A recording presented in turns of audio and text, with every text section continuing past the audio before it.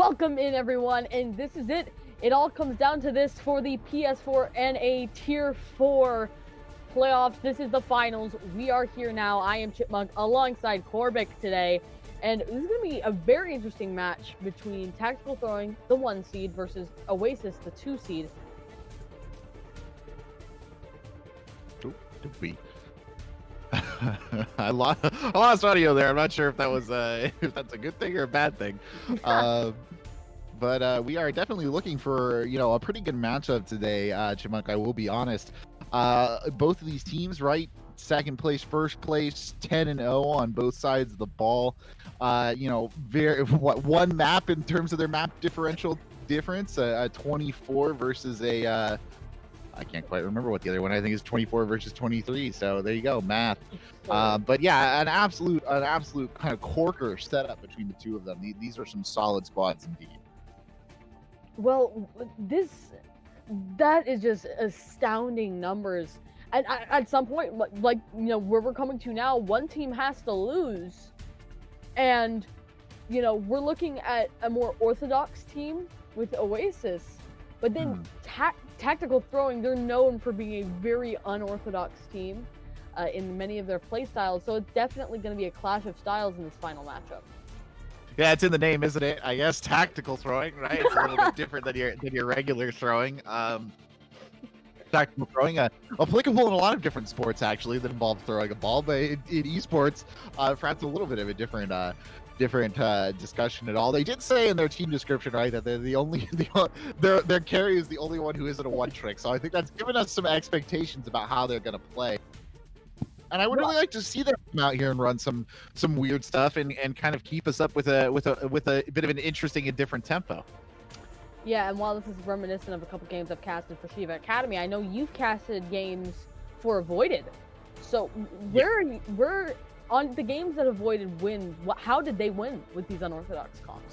That's actually a really good question, Chipmunk. How did they win? No, it's usually that you have a squad, right, where everybody, if they're one tricks, they're so good at the character that they play. They just have so much experience in what they can do, right? Their attention is not divided. They know every trick. They know the tech. They know how to position on pretty much every map. That when they come into a map and another team runs into that, they're just not. It takes a while for the other team to adapt, and basically if you can catch the other team before they have the chance to adapt to the weird playing style that you're orchestrating against them, that is how you win games. I mean, there's a reason, right, that Bastion main got so much success in open division with the way that they were playing. Is you just don't expect a Bastion to be in certain places. Nobody's prepared you for that. None of the teams you scrimmed have run that. Yeah, and it's an evolutionary thing, right? You're kind of being thrown in on the deep end of the Darwin theory there, and you kind of have to figure out your way through it over the course of a map or two, which is never an easy task, or you risk kind of falling behind too early. Yeah, and teams were struggling against Bastion main and Avoided. Like, we could see devastation here, for Tactical Throwing. But let's talk about Oasis more. This squad has had a lot of, hasn't really brought home a championship. Do you think that changes their mentality at all? Well, whether or not it changes their mentality, right? It makes them hungry. I'm certain, right? You want that opportunity to bag one. You want to be the champions of T4, PS4. Like you want that cup to hang on your wall or whatever you're going to do with it, display it on the mantelpiece, as it were, and you want the opportunity to say that you won. I think if you're that kind of team, you come into this, you're focused, you know what you want, your goal is clearly laid out before you, and I don't think it's a big worry because you haven't quite been here before. You're just not too panicked about that. If anything, you're more focused than you would be if you had been here before, because it's just not that there's not that much lackadaisicalness about it. You're just in it and you're in it to win it. Yeah, it is number 1 versus number 2. It's about as close as you can get, like you were saying. But we're looking at some of the strongest players. You have Naeem for the side of Oasis, their main tank. But it's hard to play and get as much value on a main tank if you're not getting the star support ability. And you're going to need that going into the double DPS, just absolute, just Swiss Army knife, destroying, shredding machine. I don't know how else to describe it, of energy ninjas and llamas. who are coming in. They're you know, even the team is saying these are the two best players on their team. They look very strong, and so it's gonna be up to the supports, in my opinion, of Oasis. If they can keep Naeem alive, then they could probably win this. But something that's so frustrating, especially in the current version of Overwatch, you are going to be bursted down very easily on a lot of main tanks. You sure are. Yeah, you are. I mean, you know, it's the constant main tank complaint, right? It's the constant main tank complaint. Like, just let me play the game. So hard to play the game. And it's one of the reasons why when we hear this discussion about Overwatch 2 and the wins, right, coming out of BlizzCon, they're changing up the tank rule to just make them more sustainable, to make them more brawly, to kind of make them just less like punching bags. But I mean, it is interesting to note that between these two lineups, tactical throwing, I was about to call him tactical sport, and you'll figure out why in just a second. Tactical throwing is very support heavy. They have a lot of support players. I think they're bringing 5 support players on their roster. They only have 2 DPS and 2 tank players, which means that those support players should theoretically be quite interchangeable, right? If one support is getting a little bit worn down or a little bit tired, you have bench space to bring it in. We can't say the same thing about Oasis. They have 3 DPS, but they only have 2 support players.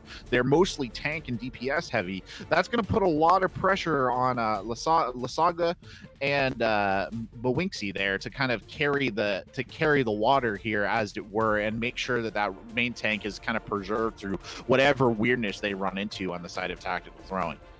Well, and here's the thing. Chances are we're probably going to see more supports actually out of Oasis, for the fact that we're looking at a team of 1 tricks in tactical throwing, and there's 7 support heroes and they have 5 supports, so technically there should theoretically only be 2. There should be like 2 supports that they can't play, and I know a lot of support players that can play 3 to 4 of the support players. But I'm hearing now that our game is ready, so let us hop right in. It's going to be Lijiang Tower, to the chagrin of Oasis. You know, their namesake. You're right. There's a bit of a miss there. Yeah, it's unfortunate. No team out here calling themselves Lijiang Tower, but excited to get started here. And of course, there's so much to say about Lijiang Tower as a map. It kind of remains one of everybody's favorite Koth maps, right? This idea that you have a couple of stages, everybody knows what you run, where it looks like we're starting here in Control Center, Chipmunk, so it's gonna be a brawl, right? Like, you're gonna try some form of brawl. Now, maybe tactical throwing are gonna throw us through a loop here, but there are some things that are perhaps just sacred about Overwatch, and I think running brawl on Lijiang Control Center is one of those.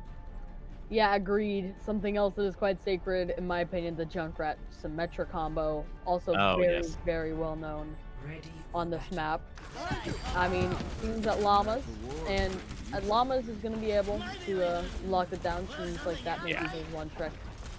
The Junkrat is a solid combo, right? It's pretty good on the frontline ball. We see a lot of the Maykree as well these days in these brawl compositions, but nothing too really surprising here. The only interesting choice is Oasis has decided to have Mr. Chu come out on that D.Va instead of that Zarya, so kind of a large source of damage and a really powerful ult being taken out of the equation in return for a little bit more health and a little bit more damage mitigation. But here they go into the control room. Let's see what they got. And immediately we're seeing that spam, and it just basically, this Junkrat can get that upper ground a little bit faster, because then you get more people in that hallway. There we go, the kill on a Daddy may just be enough here, as, you know, main tanks being lost is just so brutal. Although, you think if they may force something? No. Yeah, it has kind of forced a reset here, hasn't it, Chipmunk? At least momentarily. And again, they got there just a little bit faster. Bawinksi must have the quick skates here as they get ready for another fight on the point itself.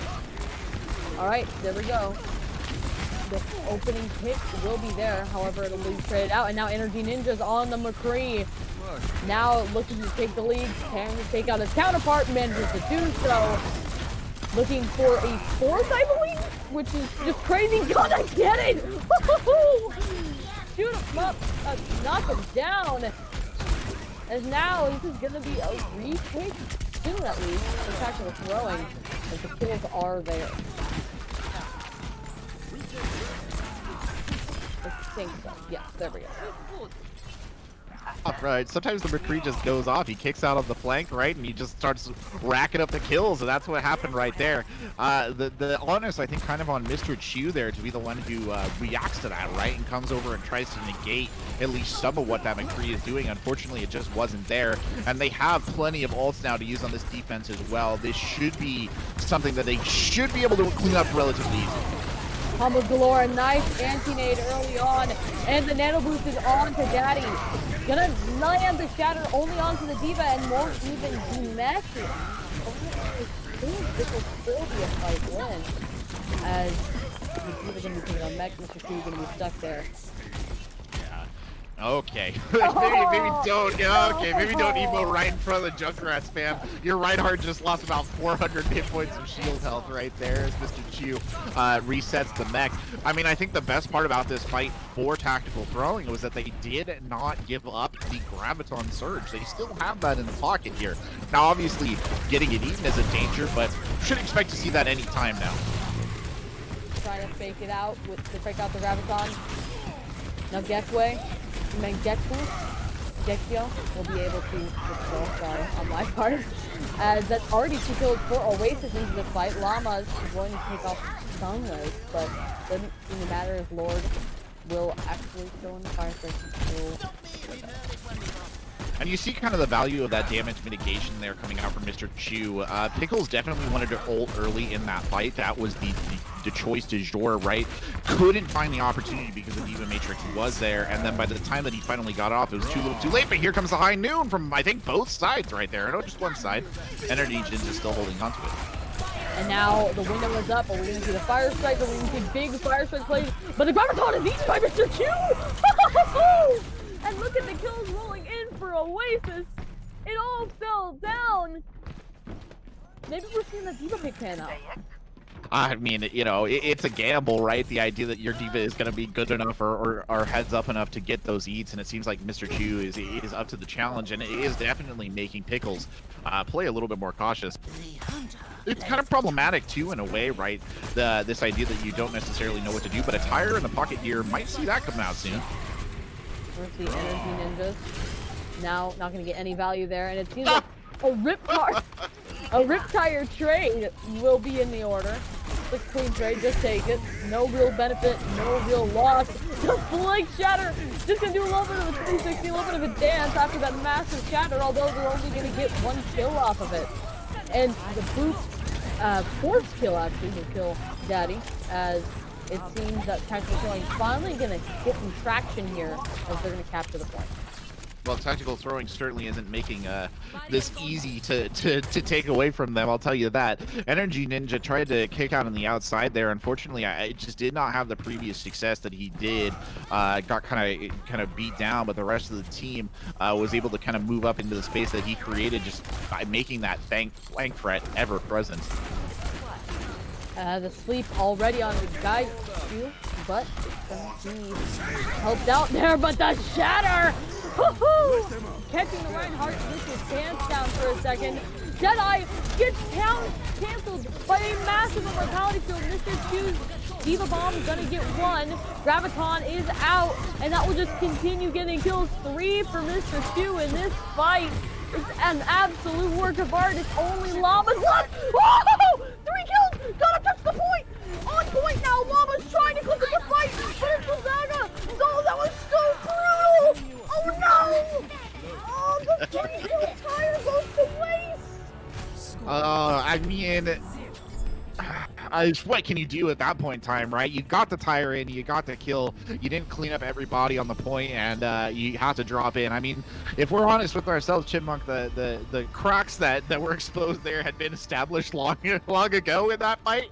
Lava was just a brief staccato kind of punctuation mark on the end of that, trying to wrest it back from what was pretty much already certain to be. I mean, he got close, and unfortunately, close only counts in horseshoes, hand grenades, and nuclear war.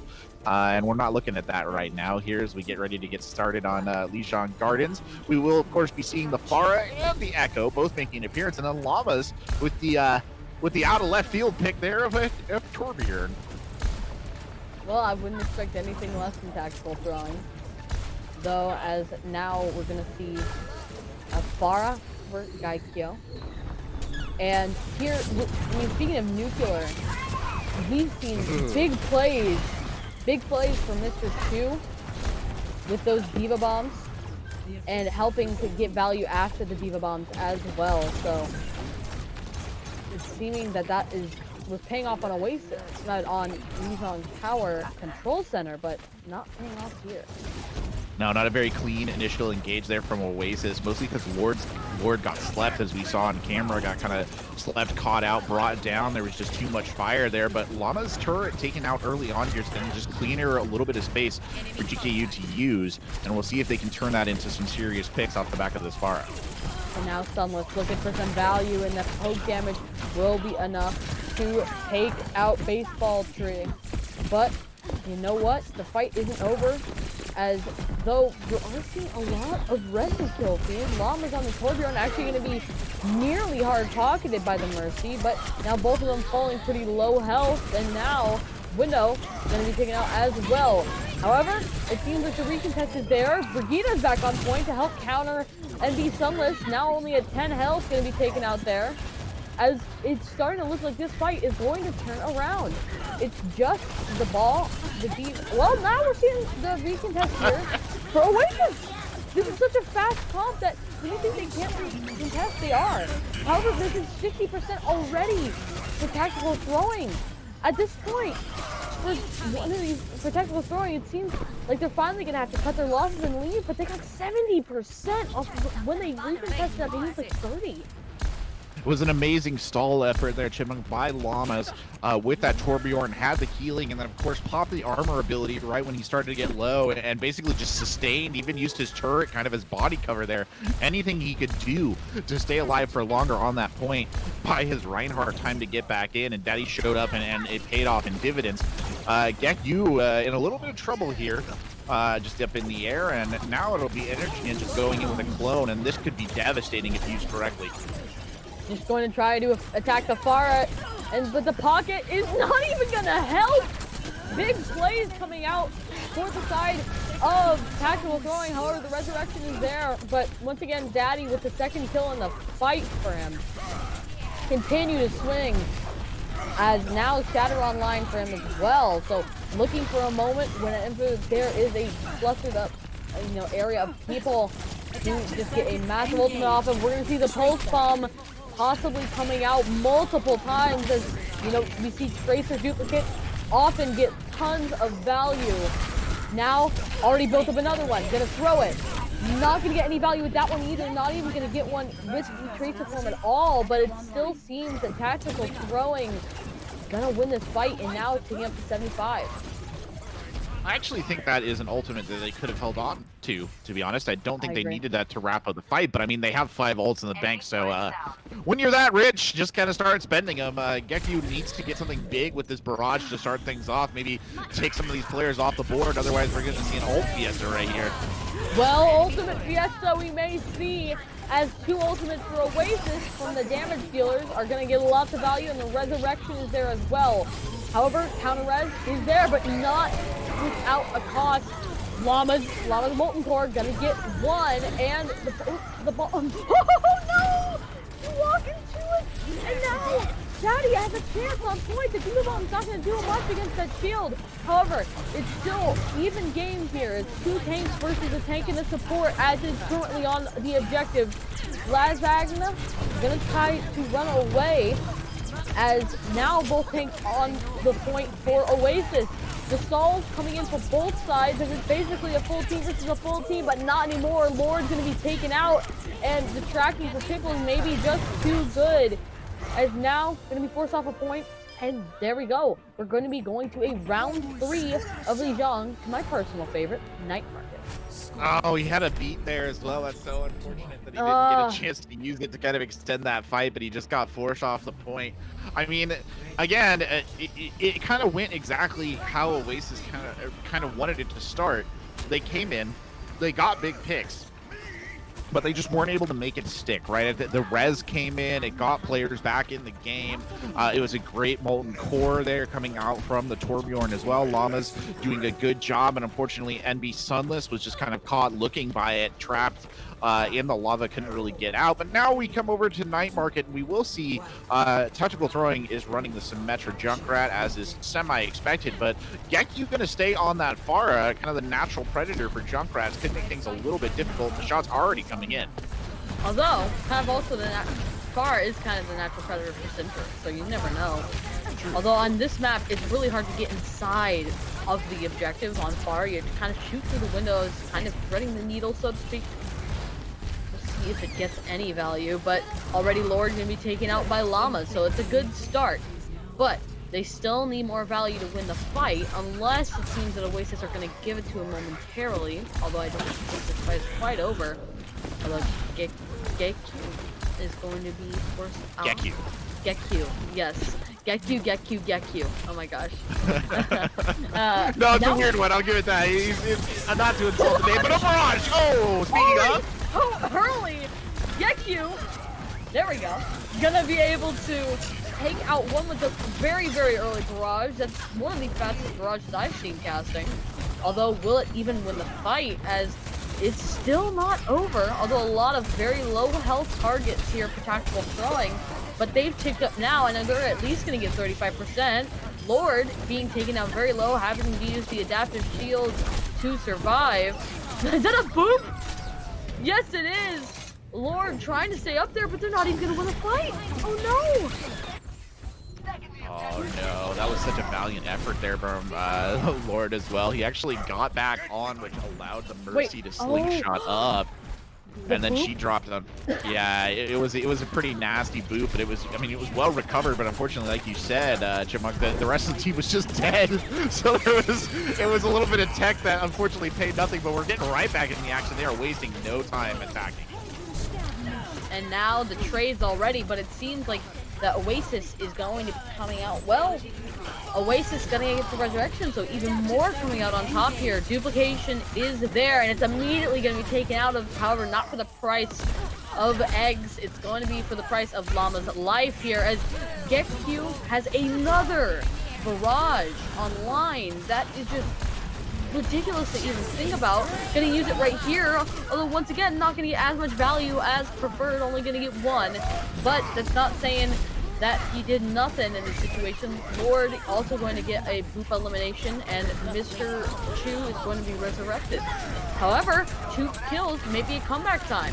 It's 99% here for Tactical Throwing, but now Daddy is surrounded and is going to be taken down. But that's frustrating when it's been so close and you've been beaten 99-0 so far. Yeah, Oasis just trying their best to kind of to crack the nut, right, and get on the point. They finally managed to do it there. It took a lot of effort and a lot of ult usage, and unfortunately we're sitting on a situation now where Tactical Throwing has 2 ults in the bank, and Oasis really has nothing. They're almost on minefield, but that's it, and they are literally in one fight territory. You cannot slip up here.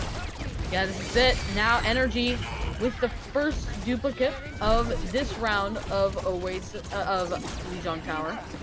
Gonna be trying to beam down the Mercy and gonna get the kill. Oh no. This could mean it. This could be it right here. Tactical Throwing. Now is time. Graviton is online, as well as you can combo that with the duplicated Diva Bomb. We're gonna see that. Are they gonna Graviton is the question. It seems like people are staying out of the way of it. Although now, is that a boop onto the Diva? Oh no! The duplicated Diva not gonna get any value. However, it's still going to be a recap for Tactical Throwing, as it's just going to be the Mercy to touch. That's not going to happen. Tactical Throwing going to take this first map of the finals. Just as a reminder, it is 1st to 4. So make sure to stay on the edge of your seats, because this one's going to be a close one, and we can already see it. You know, it was funny. There were some really great environmental related plays that just didn't matter at all on Night Market, like the one right there that we saw at the end, booping a duplicate off. That's not a situation you see very often. We all know that Echo, of course, gets her life refunded when her duplicate dies, but not when she goes past the invisible line of death right on the map. She's gone. Line of death. Yeah, it's what it is. Call it what it is. But you know, it was a close map, right? It was a close map. I don't think that you know, we saw that last point there, which was 99-0 for tactical throwing. Oasis finally flipped, but you felt like a lot of those fights were relatively close, Chipmunk. I don't think there was ever a specific time where I felt like either team was really running away with this. Yeah, it felt like it was almost like a constant struggle. But the weird pop-off plays, because I think what's happening is Oasis feel like they're in control of the fight, but then they make one mistake that you think no other team would punish, but then tactical throwing does something weird and punishes it. Like, playing against tactical throwing, their goal is to make you rethink how to play traditional textbook Overwatch. To a certain extent, yeah, I think you're correct. I mean, I do think a lot of these fights have been very chaotic, right? We've been kind of thriving on the idea of chaos and really kind of long, extended engagements. Neither of these teams really demonstrating a propensity or a desire to kind of back off, reset, come back in. I think there were a lot of fights on these Lijiang maps where you would have seen other teams be like, okay, that's enough, we're taking a break, and then come back in, but it just did not happen with these two squads. Yeah, exactly. Oasis, when they thought they had it, they just let it slip away because there's some really good damage dealers that, you know, would come in, get the kill. Also, Daddy on the Reinhardt showed up and showed out on some of those, getting 2 kills to bring back some of these fights. Very interesting. The main tank did a good job, I think, of just kind of, you know, pushing back in, creating space, holding the line. And we saw a couple of situations in which things did get kind of hairy, right? Gardens, for example, where it was just sort of him brawling it out. He had the Zarya come up and help him out there, and they managed to make it work. But again, I'm not really ready to swing one way or another in terms of how I think this game is going to go, just because it looks so close. Now, if we go over to our next map, whatever that may be, I don't think they've picked yet, and it's an absolute stomp. Okay, maybe the floodgates are open. It looks like it will be Blizzard World, I'm being told. So, an interesting map and an interesting choice. I don't think a lot of people think of Blizzard World first, right, when they think of hybrid map types. I personally like it a lot as a map. I love it aesthetically, of course, as a lifelong Blizzard fan, but it provides a lot of kind of, you know, weird tactical opportunities. Yeah, it's a very interesting map, and I started coaching recently, and it's a very disciplined map because it's hard to push onto because there's a very long walk up to it, you know, a runway, so to speak, and, you know, depending on what composition you're running on defense will basically depend whether the enemy gets 1 point or 0 points. I mean, 2 points or 0 points, because of the fact that while the third point is a bit, you know, there's some flexibility on whether teams will win or lose that. It's very hard to hold point B, especially with all that momentum. There's not a lot of great places to hold on defense, as there's a nice little covered path even towards the end.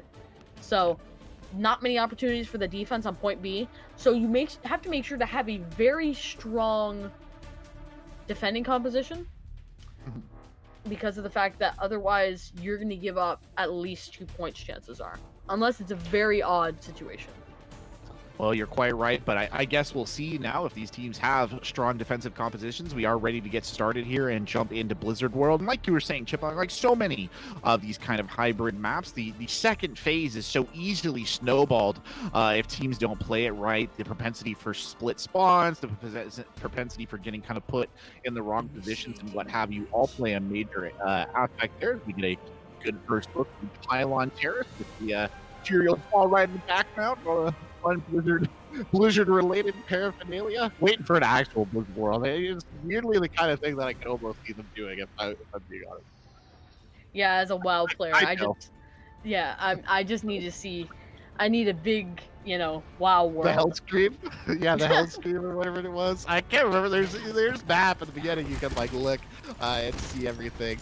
It's quite entertaining. That's just talking about WoW the other day. Well, I guess you are a pretty big... Chase is the most recent sub off the bench here, Chipmunk. So coming in, picking up the Ashe almost right away. You see Sunless there coming out on the Echo. Meanwhile, on the other side, a pretty sort of, well, I was going to say standard brawl, but they're running the Junkrat McCree, and then they've got this Ana Baptiste combo. A lot of times you don't see the Ana Baptiste because you want one of them, right, to be a Lucio to give speed to your Reinhardt or to your Zarya. But in this circumstance, it looks like they've kind of gone for the double healing and the anti-nade over that extra additional little speed boost. Yeah, and, you know, this defense could be very strong. You know, only time will really tell, although I like the healer lineup here from Lazaga and Boinksy here. I feel like they could pump out a lot of healing. Yeah, also, of course, the pocket, always good on an Ashe, always good on an Echo, just provides that extra damage boost as well, and they're going to push straight forward here. Yeah, a nice Dynamite is going to get a lot of Volt Charge for Chase, and it's going to already get an opening kill, looking for a high-up pop-up shot. Not going to get it, while Zarya for Tactical Throwing Pickles will be able to take up Mr. Chu, however, will be resurrected, so, you know, the fight is really still alive for Oasis, as Chase just continues to hit shots. Yeah, tactical throwing kind of getting slowed down just a little bit there. When you lose someone that early on in the push, like they lost Energy Ninjas right there, that does just slow things down. They nearly traded it back out, but it was not enough. Oh no, Window Cleaner getting taken out here. He will get res back in, but again, we're in the same situation. Big shatter here as well. That's a massive shatter. Was that 5-4? I don't know, but all I know is Lord wants more, pushing forward, looking for kills. Man, that was a big shatter. Kind of got nullified a bit by Immortality Field, but still. Yeah, these poke face picks right now are just killing Tactical Throwing's momentum. Window Cleaner there on the receiving end of that one, right? And just in serious trouble trying to get forward. They force the res out early too, taking that ability off the field, and it just slows them down. And here we go again. And now Tactical Throwing, lots of ultimates online. 2 of the biggest tank ultimates in the game. Okay. Now gonna be able to take out Pickles there. That's a good opening kill. However, the Bob will be taken out quickly after. Immortality Field used. It seems like they're probably gonna wait until they get their lost member back. But again, this is what I'm talking about, right? We lose another member early on. That time it was Pickles who got caught out by the Bob. But the ult economy really building up here in favor of Tactical Throwing. They might just throw everything in the kitchen sink at this point and hope it sticks. And I think that probably is essentially the plan right now as this tire gets started. Oops. Gets shut down by Mr. Chu! And oh no! We're gonna see the Amplification Matrix maybe be used through the Graviton, but it seems like the Fire Strike was a bit not as well coordinated as they would like. Although it's only 1 kill ahead here for Oasis, for Tactical Throwing, and Chase evening that up, although the resurrections for both sides will be in. Mr. Chu, one of the big impact players in this game for Oasis, also back, but Chase clutching up the fight, killing off the Mercy, and they literally threw everything in the kitchen sink, and they failed! This is brutal! And just more kills for Chase! Give me more, he says! Yeah, that was the worst case scenario. That's literally the worst case scenario for Tactical Throwing. You threw everything that you had. You literally had 6 ults on deck. I think you threw all 6 ults into that fight. You did not win, and at the end of it all, Lord has a shatter, and you have nothing. You know, worst case. Like, you literally could not have gone less fortunate, and a lot of that is just down on the back of Chase getting those big picks when needed. Oh no! 60 shatter! Can I get some musos in the chat? What in the world was that? That was the most Reddit play I think I've seen! The flick shatter! Very hard to pull off, managed to do so, but it's actually not going to get any kill value as they're on the point now. So, there's a bad shatter, does a great shatter go to waste? The flashbang and energy popping off, it's just up to Chase and not able to stop it. What was looking like a complete stomping on the first point just goes to waste. tactical throwing there being thrown a bone at that situation. I mean, it was all credit to him. You know, it was Pickles who managed to get that grab up really fast. Daddy got his shatter in. Those 3 ults that they were able to throw into the rotation there just did massive work in that situation. And like you said, Lord threw out such a spectacular shatter at the beginning, but the team just was not able to follow up on it in time to really capitalize on the value. And well, they just got out ulted at the end of the day. And I'm pretty sure that was a 6-man flick shatter. That's something. Yeah, I think something close to it. Might have been 5. It might have been 6 though. Not good at counting. You cannot let that opportunity No, slip. Putting him in there. As now we're going to see Deadeye online for Energy Ninjas. Chase in the back, like on a weird back flank. Shatter's in for Lord again. Will it get value this time? But Energy, oh no, and Chase's Bob as well. Lazaga gonna be taken out, so there's nothing to stop this Deadeye, but I don't think they'll even need it as Chase gets a 4th in this fight. Getting a melee kill and a coach gun kill. We'll clutch it up here for Oasis. Yeah, it kind of saved the day there. I think that Oasis was reeling, and you saw that great flank from Energy as well. Oasis was looking for an answer, and Chase provided it both with the Bob and then with the Ash gunplay at the end. But now, you know, the ult bank slightly favoring tactical throwing as they push in. We'll see what they can make out of it. Oh, nearly landing the Shatter Deadeye, but it seems like this could be a big flashbang into Fan the Hammer combo. Now, Sunless transforming into the Reinhardt. We're gonna see 1 Shatter. It's not gonna get anything. It's gonna be shut down immediately afterwards. And it's gonna be taking out Llama's. Kind of the last, you know, ultimate, probably gonna be thrown into the fight. It's gonna take up Mowingsy late in it. But they managed to get 2, and just like we were saying, if you get the first point, chances are you're getting 2. Oh no, Chase. A little bit of a C9 maybe right there. I just don't think that they were quite as well positioned on the defense as they wanted to be, and part of that was the tire. You saw Mowingsy, she really had no choice but to just back off right there. Still got brought down by it anyway, but you know, just kind of using that to force the defenders out of action. Chase was on that high ground, couldn't swing in and get the touch either. Now Chase does have a Bob, and his Bobs have been very effective so far in these fights. We'll see if he can make something happen with it, but an early picture for Llama is setting things on a bad course. Yeah, Shatter's in actually gonna kind of snipe Energy for a second, but still not as good as you would be wanting. Although Lasaga gonna take out Daddy. So already this is starting to turn around for Oasis as there's 50 seconds. Lasaga more than happy to do a little bit of work right there, right? And Chase more than happy to hold on to that Bob, save it for a rainy day. Lasaga has the window here. He's going to pop that on the high ground, so can't really actually get that much value out of it, unfortunately. But here they go again. Oh, big grab. Lots of kills right there. Oh no, and they used to grab at the end of the fight. One of the most notoriously, you know, notorious symptoms of bad communication, using the grab so late in the fight. But will it even matter? Will they even be able to touch? Yes, they will. Bob is in, and so it is still winnable. However, the kills are in, and it's just a few left on point. Energy uses the boop. Llama's getting 2 in this fight to close it out. Man, that turned around pretty quick, didn't it? That really turned around quick.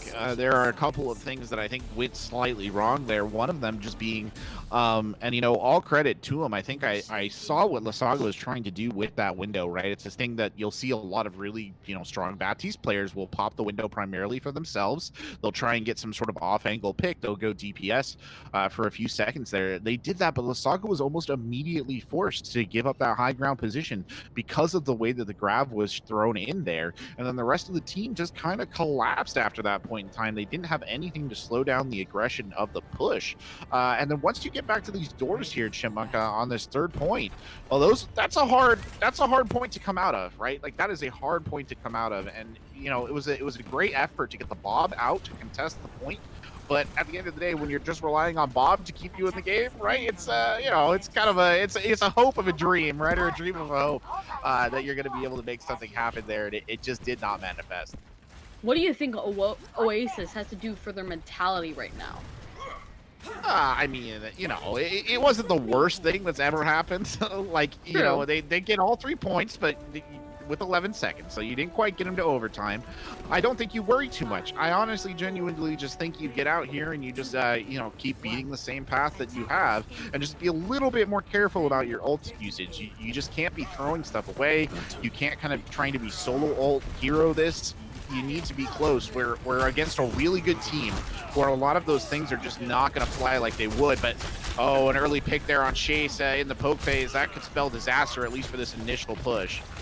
Yeah, and no resurrection for the side of Oasis, so just probably gonna have to wait. Although they're looking for some early poke, and now Lord already up to 35% on the shatter. Yeah, you don't necessarily out-spam tactical throwing with this composition. You don't necessarily out-brawl them either, so you kind of have to be really cagey about how you choose these engagements. You have to give Sunless on this Hanzo just room to work, and that should be their main motivation. But this is cheeky Chipmunk. They've got all the way around the backside. Yeah. Oh no! It's the famous bamboozle, but this time with a little bit of an Oasis spin on it. Will they get the value? An early kill there, and now Chase getting the kill as well.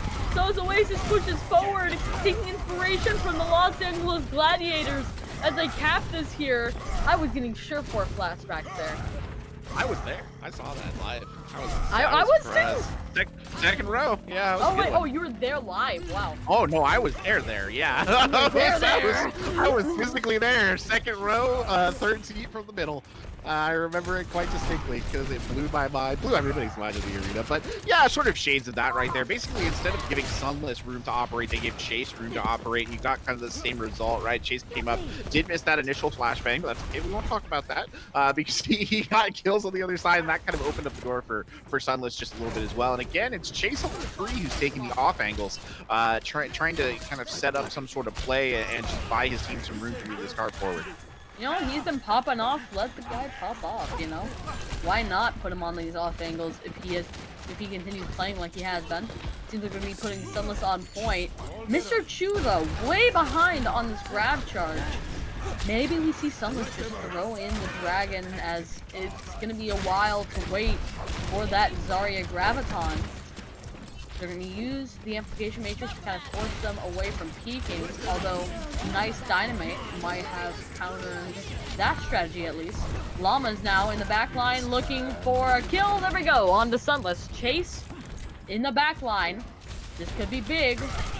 Looking for value, but it seems like he's spotted out. Almost getting pickles, but not quite. No cigar here, as technical throwing is probably on the fight. Will there be any stagger kills? Because this will definitely be a big factor. Oh no. Honestly, maybe a little bit of a miscalculation there by Chase throwing that high noon in. I think he probably needed to hold on to that because they had more ult in the tank here as they began this push. The one thing that you don't want to do in those sort of situations where you go down early like that, you know, it's start panic ulting. It wasn't really a panic ult, but you don't want to start throwing ults in the hopes that something is going to manifest, right? Like, you kind of want to still keep those and use those coordinated, like, you know, see Sunless up here with his dragons. Speaking of coordinated, might be able to get a big play out here if used correctly. Oh, the shatter from the top rope from Lord. And then it will be blocked in turn. This is exactly what you want as a Reinhardt, but you know what else you want? You want to fight win, but it seems like Mwinksy and company will be able to win this here off of a massive Muzok style shatter. We've seen a lot of Muzok style plays out of Lord today. That was a very similar. Misclicks. Yeah, tactical crouch, sure. It's gonna happen. That was a very similar fight to the first point, actually, that they just gave Chase some space to operate, and he managed to start manifesting picks, right? Oh, Bomb comes in, but he's booped back out. That's unfortunate. That would have been a really good contest. It won't get there, and they'll get right through and kind of catch him in the rotation here, Chipmunk. Yeah, and now Llama's maybe in trouble. His damage dealer is being sectioned off by Chase. Just so much damage being pumped out for Oasis, as they have a lot more time than tactical throwing did going into point C.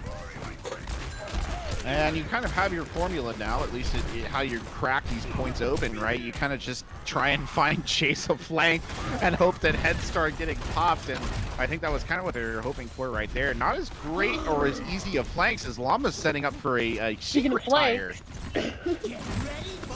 Uh-oh. This could be big! It's actually the Immortality Field saves possibly this entire fight. Resurrection's gonna be there for Energy Ninjas, and it seems that Oasis is just gonna back off here, but honestly better, cutting your losses before you use more ultimates. Yeah, I don't think they had a lot of choice. Even if Llamas had, you know, Llamas only got one pick, but it was enough combined with the window to kind of force them into the retreat. They've got 3 minutes to play with. You don't need to be hyper aggressive, but a good grab coming out here to start things. Grab Dragon is out, and it's gonna get four with the Deadeye! Can you believe it? That is a 4-kill Deadeye for Chase! Immediately out of the grab, they were worried about the dragon, and then Hanoon happened. Yeah, they were worried about the dragon. They also had the dragon on top of them, right? You hear the high dude go off. You don't necessarily see it. Window coming out early grab here as well. They might actually be able to slow this down just a little bit. Maybe a little bit. However, the one person with ultimate close to being online does die. Lord being taken very low, but the support help will be there as well.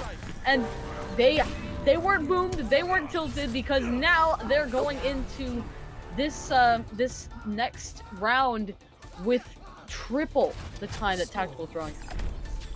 Yeah, that's exactly what Oasis needed to do. You come out of the gate, you strike back in a fine fashion right there, which is exactly what they did. Good use of ultimates. They layered them really well for that critical engagement towards the front of this third point.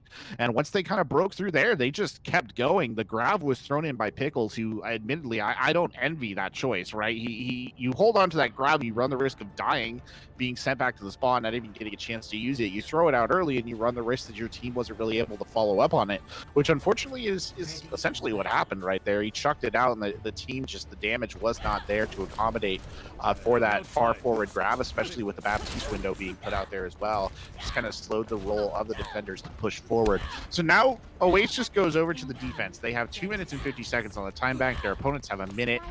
This should be eminently doable. Let's just put it at that. You shouldn't be too worried right here, especially running, you know, this Hanzo Ash comp. A lot of spam damage, Chipmunk, to throw down the gut there. Well, you know, this Oasis squad definitely going to be feeling on an adrenaline high, but will that high just fall back down like GameStop stonks? We will see. Topical. Topical references here, ladies and gentlemen. That's what you come here for, and that's what you get. Yep. As this offense is looking like a very, very spammy comp, in my opinion. Yeah, it's a relatively spammy comp. You kind of want to get Energy Ninja, slip them into the back line, and hope that you can make some plays. You're relying on Llamas to do primarily the shield and poke damage. You see Energy Ninjas already moving in that position, Chipmunk, looking to get up to that high ground and maybe take out a vulnerable squish tier or two. Just the wrong timing. And now Lazaga gonna have to use the immortality early, and that will cost him his life.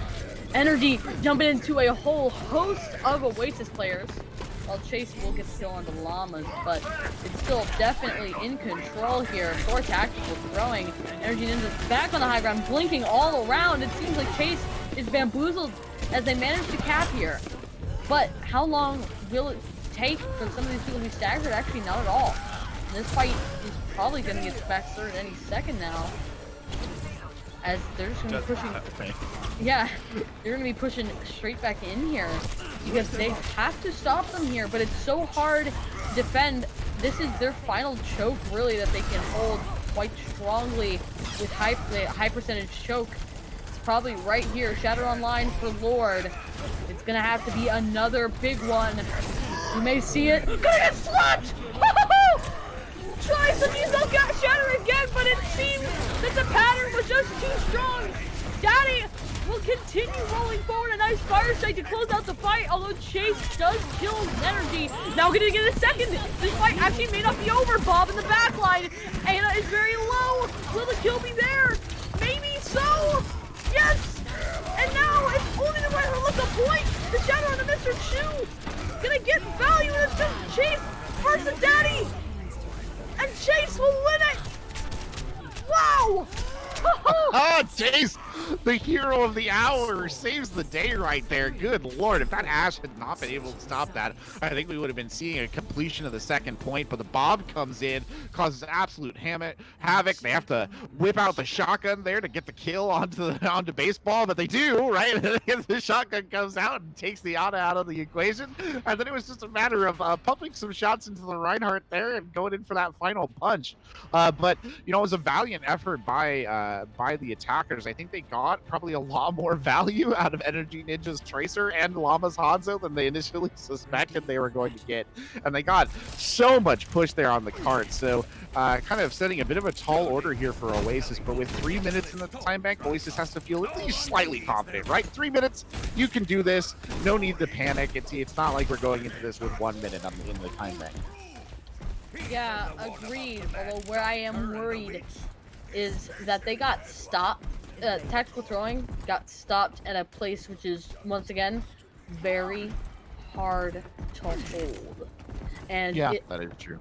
And Chase, the only reason why they did hold it is because Chase popped off. They weren't going to hold it until Chase clicked some heads, you know, which has kind of been the story of this match so far. So tactical throwing pretty much has a full hold or a really quick recontest at the main choke entrance, which you don't see hell a lot because of the fact that often there is spawning difficulties with that idea. I mean, I do love a good Torbjorn here, but I don't know necessarily this was the right choice. I think there's just a little too much spam damage on the other team for those turrets really to get, you know, like an excessive amount of value here. But again, they're going for this really long flank. Oh no, they're debating them. They're going to come back in. No, and the Reinhardt Daddy taking so much damage early. Shield was pointed in the wrong direction. Now Chase maybe going for another one of these flanks, another one of these bamboozle plays, although it's not going to end up working out, at least with immediate payoff there. Maybe going back for a second round, looking for the Zarya, now looking for the Mercy, not going to get either. So this fight is still alive, and Daddy and Llamas popping off to probably clutch up this fight. Definitely a comeback one, but now Lord does have the Shatter Online as well as the Amplification Matrix for Lozaga. Yeah, ironically, that fight positioning, they got the rotation in good enough. They just did not quite get the opening pick that they needed to get off the trick. Like, if you're going to run the trick, you really got to kill somebody the minute that you come out of hiding and go straight into that attack. They weren't really able to do it. And kind of ironically, they put themselves in a position, too, where Llama's turret actually probably got more value than it would have if they had just pushed straight into it, because it took them a little bit longer there with the shield protection to get that out of the fight. But they're coming up on a couple of ults now. They'll have a Shatter, they'll have Dragons, they'll have Window. Oh, but Lord gets slept early on, still dead. That will not slow the attack. Yeah, we may see a Fire Strike through the Amplification Matrix, although it seems that Lord's going to be on the other side and being swung at by a Nanoed Reinhardt. They aren't getting much value off a lot of these Amplification Matrix, correct me if I'm wrong, but Sunless in the back line? Maybe? Mawingsi actually getting a kill on the Daddy, but it seems that it's still going to end up in the favor of tactical throwing here. If I feel like maybe Sunless should have committed the Dragons there, like just thrown it across the point and just tried to get on. I don't know that it would have worked, but it's the kind of thing like where I think it might have gotten them a kill, or it would have at least caused enough disruption that Sunless might have been able to get kills around it. Really what they needed was a bit more production, I think, from the Hanzo there on the flank, who was operating relatively uncontested with a lot of room, just wasn't able to secure the kills. Well, we may be seeing the combo between the Graviton and the Molten Core, the Hot Pocket combo, as it's going to be used, and it's going to get lots of value for Oasis on the other side, as the Grav Dragons will be used. Chase going to be forced away, as now Mr. Chu getting two in the fight, as Oasis now going to try to push forward, but it's a long ways to the square. Yeah, they cannot let them reestablish a defensive line at that gate. They have to get through this gate. They have to push up and hold the gate. They need to just leave one on cart and push up, and they're going to do exactly that. They don't want to give them that room to get that really good defensive choke, but Energy Jinja's already getting a good high ground position here, going to be an absolute menace on this Ashe. No real ults on either side, so this is just going to be a kind of a straight a war of attrition, really, here, Chipmunk. Yeah. And now it seems that we're going to see Daddy drop Both Reinhardts are about the same ult charge. Within a meter now of finishing the map. You cannot see 9 here. Energy's Bob gonna go in a nice shot. Now getting 2, looking for more. Gonna get 3, looking for a 4th. Gonna get it. And that's gonna be a team kill. Energy Ninjas clutching up the fight. This score does not tell the story, Korvik. No, it doesn't, and I hate to say I told you so, but I told you so.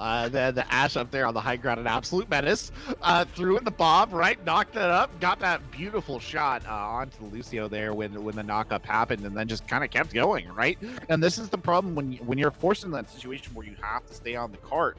You open yourself up to DPS being able to do really aggressive plays like that because you don't necessarily have a character who can peel off of the cart to go chase after him, and I think that was kind of the situation right there. Ash was just given a shooting gallery and went to town, and you can't really blame him for doing that. Yeah, big time plays from Ninjas. You know, that's really the player we've seen the most from tactical throwing in this game. You know, most heroes from, at least, which is like 3. You know, so relatively flexible. True. You know, so, you know, it's going to be all up to Oasis to have that clutch factor. Yeah,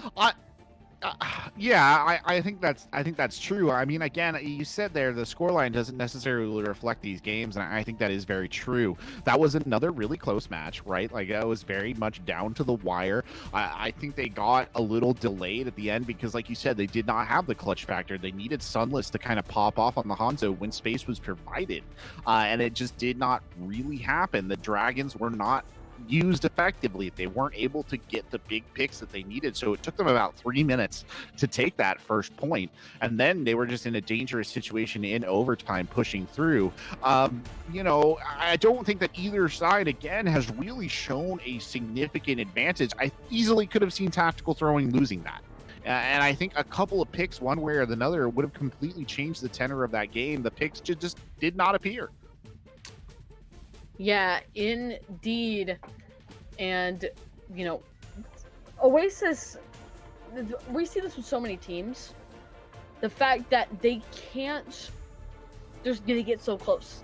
But it happened with it happened with Lijiang. It happened with Blizzard World. It happened here too. Yeah.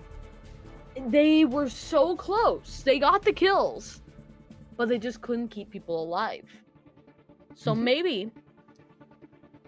possibly play a little bit less aggressive if you're Oasis, you know, because you're getting caught out. Yeah. I think too it's a matter at this point in time of Oasis just cannot begin to tilt, right? You cannot begin to get frustrated, and it's such an easy thing to say from the position here of the caster, not